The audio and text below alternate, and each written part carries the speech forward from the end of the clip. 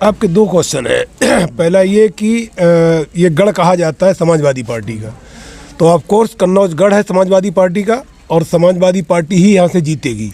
जहाँ तक सवाल देश का है कि देश में कौन सी पार्टी सत्ता में आएगी, तो वो जिसको ईवीएम लाएगी वो आएगा, जिसको ईवीएम नहीं लाएगी वो नहीं आएगा।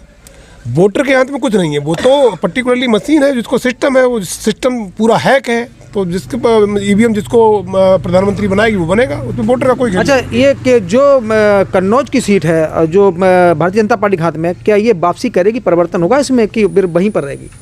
इसमें तो कोई दो राय नहीं है। कम से कम 3 लाख से ऊपर से माननीय अखिलेश यादव जी जीतेंगे, इसमें कोई दो राय नहीं है। लेकिन बात यह है कि जीतेंगे क्यों। ये जो कम से कम 50-100 लोगों की भीड़ खड़ी है, ये सारे लड़के ग्रेजुएट और पोस्ट ग्रेजुएट हैं। इनके पास पूरे दिन वॉलीबॉल खेलने के अलावा कोई काम है ही नहीं, नौकरी इनके पास है नहीं, खेती इनसे होती नहीं है। बूढ़े माँ बाप खेत में काम करते रहते हैं, ये पूरे दिन वॉलीबॉल खेलते रहते हैं। उसके बाद ये मंदिर बना जा रहा है, कटोरा पकड़ के वहाँ पे भी मांगेंगे, नरेगा में काम करेंगे, कुछ दिन मेरे पास आएंगे, तो नरेगा में 100 दिन की मजदूरी इनको मैं दूंगा, और जब वो पूरे हो जाएंगे उसके बाद बोलेंगे बेटा आप कटोरा उठाओ और वहाँ मंदिर पहुँचो, मंदिर बना जा रहा है, अपना भी मांगिए वहाँ आराम से, रोजगार तो है नहीं। इंडिया गठबंधन में भी कुछ अटकलें आ रही थी समाजवादी पार्टी की तरफ से, क्या शामिल होगी पार्टी, क्या क्या लगता है? इंडिया गठबंधन का जहाँ तक सवाल है ये बड़ी सोच का विषय है, क्योंकि सुश्री मायावती जी बहुत घुटी मंजी नेता हैं। वो लास्ट मोमेंट तक देखेंगे कि उनका हित कहाँ पे है, और जहाँ पर उनका हित होगा वो वहीं जाएंगी। मायावती ने अभी हाल ही में बयान दिया था कि समाजवादी पार्टी के साथ मैं नहीं रहना चाहूँगी। अभी गेस्ट हाउस कांड में बोली नहीं हूँ, क्या ये क्या मामला अभी बीच में उन्होंने उखाड़ा भी से? देखिए, ये बहुत ऊंची, मैंने कहा ना, ऊंची लेवल का विषय है।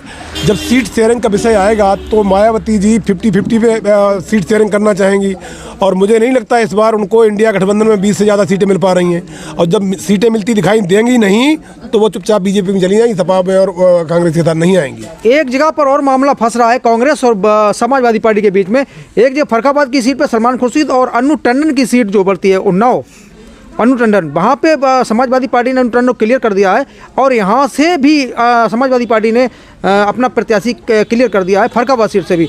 तो ऐसी स्थिति में इंडिया गठबंधन फिर मतभेद की स्थिति है कि सलमान खुर्शीद की पैतृक घर है यहाँ पर और पुरानी सीट है, और समाजवादी कांग्रेस पार्टी से लेना चाहेगी सीट को सलमान खुर्शीद के लिए लड़ने के लिए। क्या यहाँ पर फिर मतभेद होगा?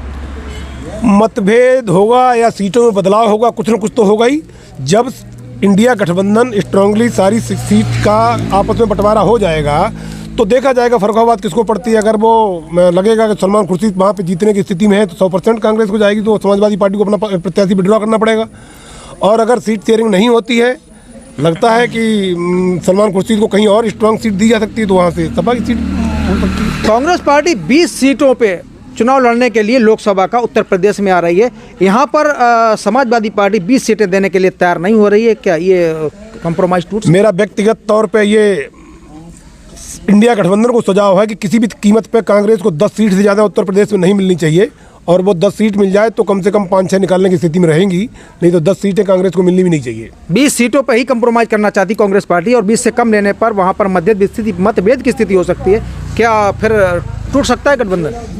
गठबंधन तो नहीं टूटेगा, क्योंकि इनके पास भी कुछ, गठबंधन वालों के पास भी अपनी स्थिति देखते हुए बीजेपी को हराने की स्थिति में कोई भी अकेली पार्टी नहीं है। इसमें तो सही बात है, माननी पड़ेगी सब पार्टियों को। जहाँ तक गठबंधन का सवाल है, अगर गठबंधन को स्ट्रांगली बनाना है और बीजेपी को हराना है तो कमोबेश करके सेटलमेंट बैठाना पड़ेगा।